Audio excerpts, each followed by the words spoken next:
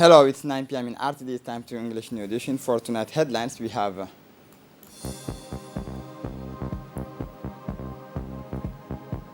the statement by the Minister of Health following the new Omicron variant appearance in the world. For the international scene, the balance sheet after the eruption of the Semeru volcano, rescue is organized in Indonesia. Welcome to our newsroom. Following the emergence of a new variant of the coronavirus called Omicron, in view of the recent threats, the Minister of Health, Dr. Ahmed Roble Abdillah, expressed his views on the epidemic situation as well as on the new preventive measures taken by the Health Department. This and the beginning of the world event of COVID-19 infection, the government of the Republic of Djibouti, he said, under the leadership of the President Ismail Omar Guelleh, has taken effective actions to resist the virus violence to protect our public. In the last week, a new violence has been released, which is very dangerous and spreads influenza. The Ministry of Health is studying in infectious circumstances and approved by DAGA investment committees who are always engaged in cooperating prevention. The government of the Republic of Djibouti has decided to implement a plan to prevent the spread of the new virus, and in general we have taken effective steps in influenza investigation and activities against the spread of infection. I recommend our public to take the COVID-19 vaccines, and the government has applied a plan to make our public vaccination easy. I urge Djiboutians to take carefully and be very careful health advices for preventive of the infections of COVID-19. The Monaco Economic Board, in collaboration with the Club des Entrepreneurs Monégasques en Afrique, is organizing a CIMA webinar on the Republic of Djibouti and investment opportunities. Indeed, the Club des Entrepreneurs Monégasques en Afrique, known as CIMA, has 17 major member companies and has the ambition to develop good business practices in Africa, bringing together Monégasque companies active in more than 45 countries of the continent and which are really investing in Africa. This webinar will be an opportunity to raise awareness of the investment opportunities in Djibouti and its attractive business climate. In addition, this webinar will take part in various Djiboutian personalities of the first rank, the real laboratories of exchanges, several teams of several sectors of Djiboutian growth. Despite a global economic impacted by COVID-19, the Republic of Djibouti has managed to recover and return to a quasi-normal situation. Djibouti has never lost sight of its main objective, which is to make our country an essential logistics hub in the region, which is why, since the port of Dorale was commissioned in 2006, the changes have been radical. Substantial investment have been made to become a hub for regional trade between Asia and the Middle East and East Africa. Today, the terminal management company SGTD has expanded its capacity and offers world-class facilities. A dynamic and efficient 100% Djibouti team has made the differences in a few years. All the major projects have been completed to strengthen our economy. This is the case of Dorale Multipurpose Port, which was built on the site with a usable area of 192 hectares of total budget of 90 million US dollar, having been necessary for its realization. Is inaugurated on 24 May 2017 by the President of the Republic.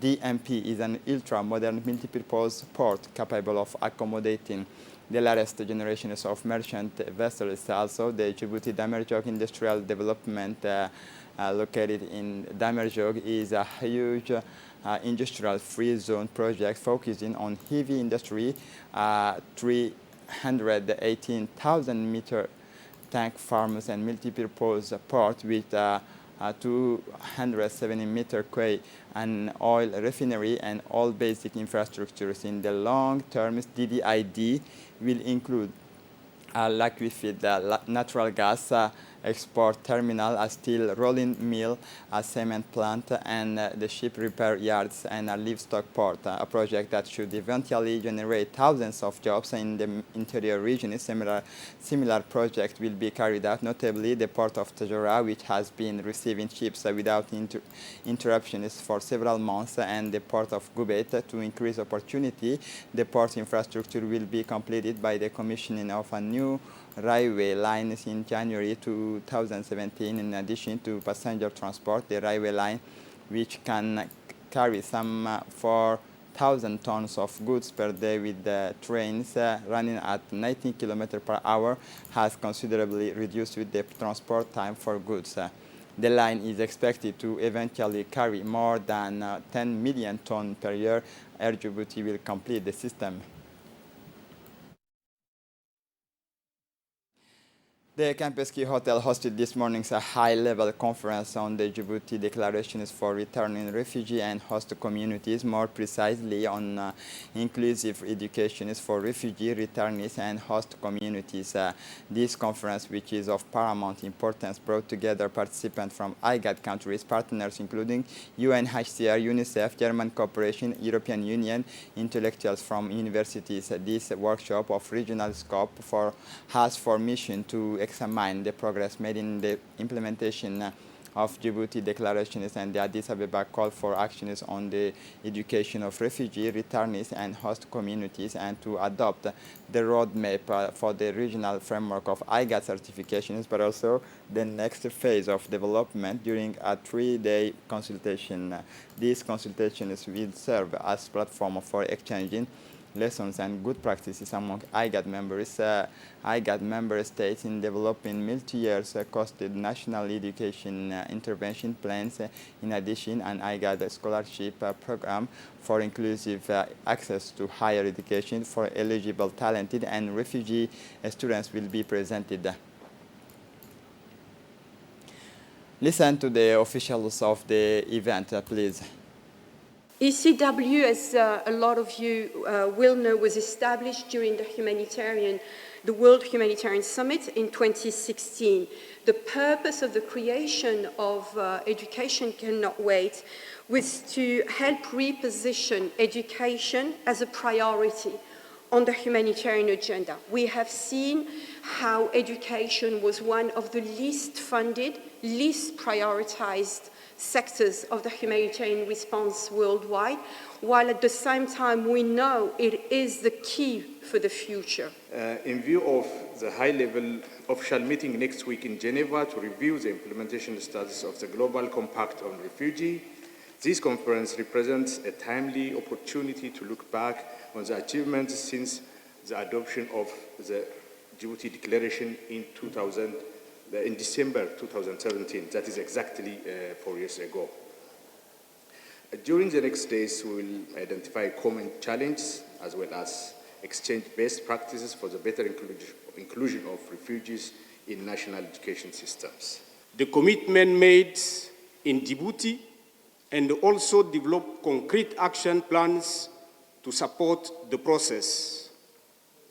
On behalf of the High Commissioner for Refugee and the Regional Director for East and Horn of Africa, I welcome you all to this conference on the review of progress made so far since the important commitment.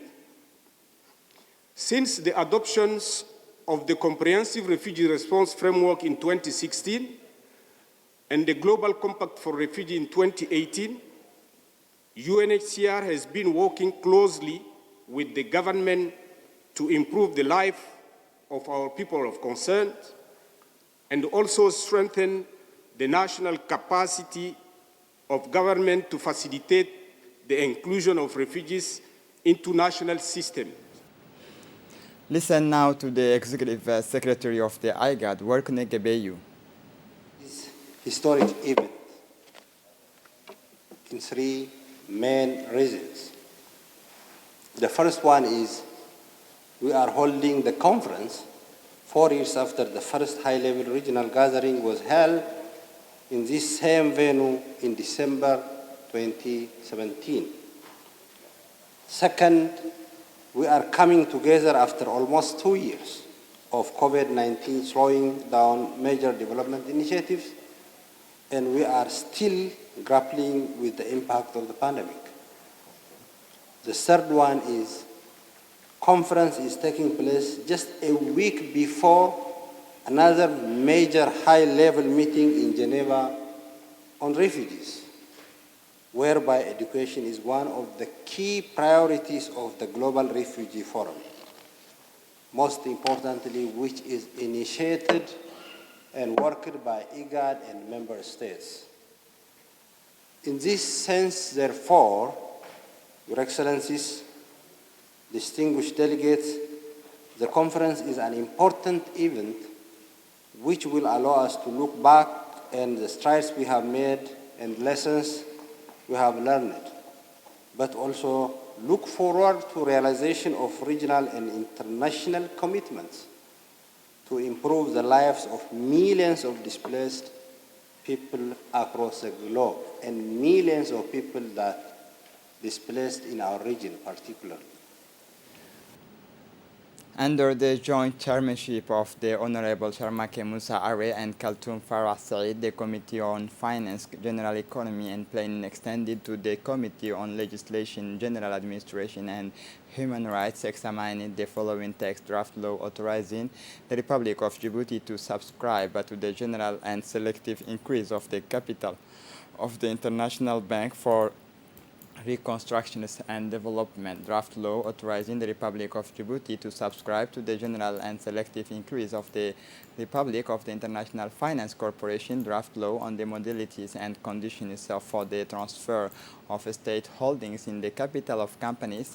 This working session was attended by parliamentarian members and non-members of the above-mentioned committee. The government was represented by the Minister of Economy, Ilyas Musa Dawale, and at the end of the discussion, the parliamentarian endorsed the examinations of the text on the agenda.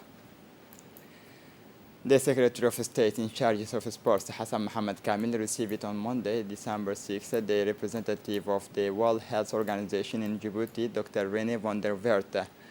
During the meeting, the two officials reviewed the various aspects of cooperation between Djibouti, between sports and WHO, particularly in the fight against non-transmissible disease, cardiovascular and sedentary lifestyle. The main focus of the meeting was on how to encourage people to adopt a healthy lifestyle, physical activity, healthy eating, and tobacco control and smoking cessations to promote health safety, with a special focus on safety at mass gathering and event, and to raise awareness for health. Sport is one of the most effective ways to lead a healthy life. The representatives looks forward to working closely with the State Secretariat for Sports on sports activity to bring people together and foster solidarity while promoting healthier eating and physical activities habit for all, regardless of age and gender. The Training Center for Basic Education teacher Omar Gelle Ahmed hosted yesterday a ceremony to launch the workshop on the development of the competency and training framework for head teachers and pedagogical advisor. The Secretary General of the MENFOB, Mohamed Abdallah Mahyoub, launched this workshop in the presence of the Director General of CFF, Aisha Farah, and the Director General of Education, Abdi Dirir Gire, and the Director General of Administration, Mr. Salah Alwan Isse. The workshop, which is part of the project supported by the World Bank, is being conducted by Ms. Lucie Laloncette and Mr. Chemo Ba, International Consultant for CDD Services, and Mr. Mahdi Mahmoud Isse, National Consultant. The workshop will take place over 2 weeks with the participation of 40 people composed of CFF trainer, pedagogical advisor, inspector, and school headmasters. The Secretary General of the MENFOP, Mohammed Abdullah Mahyoub, underlined that the workshop saw a strong participation and recalled the fundamental objectives of the workshop. At the end of the 10 days of work, the team will present the job descriptions for the three target audiences, namely teacher, pedagogical advisor, and school heads. Finally, the workshop is scheduled to end on Thursday, 16 December 2021. The General Manager of the Radio Television of Djibouti, Aden Abdi Jama, participated this morning via video conference with the representative of Arab countries in the work of the fifth sessions of the China-Arab Cooperation Forum on Radio Television held in Beijing, the Chinese capital, in the presence of the Chinese side, and via video conference for participants from the Arab side. During the session, participants discussed the promising prospects of cooperation between China and Arab countries in promoting integrated media development and building intelligent radio television media. The forum was attended by Mr. Hua Kunmi, member of the Political Bureau of the CPC Central Committee, head of the Propaganda Department of the CPC Central Committee, and Secretary General of the League of the Arab States, Mr. Ahmed Abul Ghait, and Mr. Sam Barnett, Executive Directors of the Middle East Television Center, in addition to many Arab radio television directors from Chinese side. Faced with the resurgence of complaints, the thief in the Hodan sector, the elements of the Hodan police station has carried out a large-scale operation to put a stop to these acts perpetrated by delinquents and who are rampant in several neighborhoods in this sector. It is within this framework that a large-scale operation was carried out to arrest a thief who had been operating in the various neighborhoods of Hodan 1. The stolen materials consisted of a complete bedroom and other household furniture. The thief was also the caretaker of the warehouses where the material was stored following an altercation with neighbor. The suspect was apprehended. The police of the Hodan police station also arrested the fence who was in charge of selling the stolen equipment on the black market. The operations against crimes conducted by the officers of the judicial police of Hodan police stations are still continuing. The suspect was arrested and brought to the prosecutor's office to answer for his actions. For several weeks, the youth movement Indivisible has been crisscrossing the capital and the interior region to sensitize young people on the importance of volunteering and the distributions of kits to children and poor families in several sub-prefectures of the interior region. After distributing the kits in other sub-prefectures of the region, the youth movement One and Indivisible went these Saturdays on the sub-prefectures of the region of Tajora called Adalita, which is not far from Sagalu, to proceed with the distributions of new clothes for disadvantaged children's equipment, kits, mattresses, blankets, and as well as shoes of different sizes for 100 needy families. According to the president of the United and Indivisible movement, Ahmed Mogola, we must continue our solidarity efforts and keep in mind that we have disadvantaged families around us who need our help and our approach to provide for their needs in order to draw a smile on their faces, and this is a struggle for all. We regret to announce the death of Dimbio Mohammed Dimbio, passed away today in Djibouti. He was 18-year-old and leaves behind him several children and grandchildren. The deceased was reported missing for a little over a week, and in these painful circumstances, we send our sincere condolences to the families of the deceased. May God welcome him into his vast eternal paradise. Inna lillahi wa inna ilayhi raji'un. For the international scene, Indonesia, the death toll rises after the eruptions of the Semeru volcano. The rescue officers is getting organized the spectacular eruptions of Indonesia's Semeru volcano over the weekend devastated several villages and left 15 people dead.